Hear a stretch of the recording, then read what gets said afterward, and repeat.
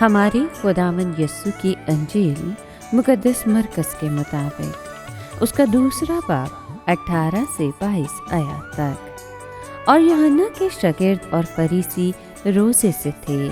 انہوں نے آ کر اس سے کہا کہ اس کا کیا سبب ہے کہ یوحنا کے شاگرد اور فریسیوں کے شاگرد تو روزہ رکھتے ہیں لیکن تیرے شاگرد روزہ نہیں رکھتے۔ یسوع نے ان سے کہا کہ کیا باراتی جب تک کہ دلہا ان کے ساتھ ہے روزہ رکھ سکتے ہیں؟ جب تک کہ وہ دلہا کے ساتھ ہیں وہ روزہ نہیں رکھ سکتے، لیکن وہ دن آئیں گے جب دلہا ان سے جدا کیا جائے گا، اس وقت وہ روزہ رکھیں گے۔ کورے کپڑے کا پیوند پرانی پوشاک پر کوئی نہیں لگاتا، نہیں تو نیا پیوند اس پرانی میں سے کچھ کھینچ لے گا اور وہ زیادہ پھٹ جائے گی۔ اور نئی مے کو پرانی مشکوں میں کوئی نہیں بھرتا، نہیں تو مشکیں مے سے پھٹ جائیں گی اور مے اور مشکیں دونوں برباد ہو جائیں گی۔ بس نئی مے نئی مشکوں میں بھرتے ہیں۔ پاک کلام کے پڑھے اور سنے جانے پر خداوند کی برکت ہو، خدا کا شکر ہو۔ عزیز دوستو، یوحنا بپتسمہ دینے والے کے شاگرد اور فریسی روزہ رکھتے تھے۔ پرانے عہد نامے میں یہ دستور گہرے غم اور افسوس کے اظہار کے لیے مقرر تھا، مگر اب تک اس کا اصل مقصد اور مفہوم بڑی حد تک نظروں سے اوجھل ہو چکا تھا اور روزہ ایک عام رسم بن کر رہ گیا تھا۔ فریسیوں نے دیکھا کہ یسوع کے شاگرد روزہ نہیں رکھتے، شاید وہ ان سے حسد کرتے اور خود ترسی کا بھی شکار تھے، اسی لیے انہوں نے خداوند سے وضاحت چاہی۔ جواب میں یسوع نے اپنے شاگردوں کو دلہا کے ساتھیوں یا دوستوں کے مشابہ ٹھہرایا۔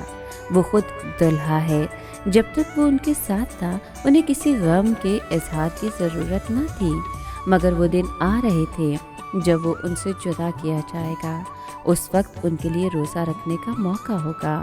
اس کے ساتھ ہی یسوع نے 2 مثالیں دیں جن کا مقصد ایک نئے دور کا اعلان کرنا جو پچھلے دور سے بالکل الگ اور مختلف ہوگا۔ پہلی مثال میں کورے کپڑے کے پیوند کا ذکر ہے، یعنی ایسا کپڑا جس کو دھو یا بھگو کر سکڑاؤ کے عمل سے نہیں گزارا گیا۔ اگر یہ پیوند پرانی پوشاک میں لگا دیا جائے تو بالآخر سکڑ جائے گا اور پوشاک کو بھی پھاڑ دے گا، اس لیے کہ پرانی پوشاک کا کپڑا کمزور ہوگا۔ یہاں یسوع پرانے نظام کو پرانی پوشاک سے تشبیہ دے رہا ہے۔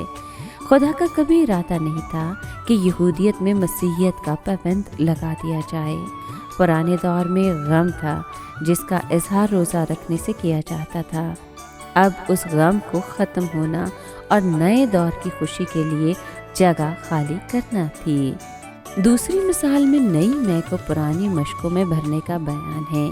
چمڑے کی مشکیں پرانی ہو کر لچک کھو دیتی ہیں، اگر ان میں نئی مے بھری جائے تو اس کے خمیر اٹھنے کے دباؤ سے یہ مشکیں پھٹ جاتی ہیں۔ نئی مے مسیحی ایمان کی قدرت اور خوشی کی مثال ہے۔ پرانی مشکیں یہودیت کی رسم پرستی اور ظاہری اشکال کو ظاہر کرتی ہیں۔ نئی مے کو نئی مشکوں کی ضرورت ہے۔ خداوند کے شاگردوں کو روزے کے غمناک بندھن میں باندھنے سے یوحنا کے شاگردوں اور فریسیوں کو کچھ فائدہ نہیں تھا، خصوصاً جس انداز میں ان دنوں روزہ رکھا جاتا تھا اس سے قطعاً کچھ فائدہ نہیں تھا۔ نئی زندگی کی خوشی اور جوش کو اظہار کا موقع ملنا چاہیے۔ انسان نے جب بھی مسیحیت کو رسم پرستی کے ساتھ ملانے کی کوشش کی ہے، مسیحیت کو نقصان ہی پہنچا ہے۔ خداوند یسوع نے سکھایا ہے کہ ان دونوں میں کوئی میل، کوئی موافقت نہیں۔ شریعت اور فضل 2 متضاد اصول ہیں۔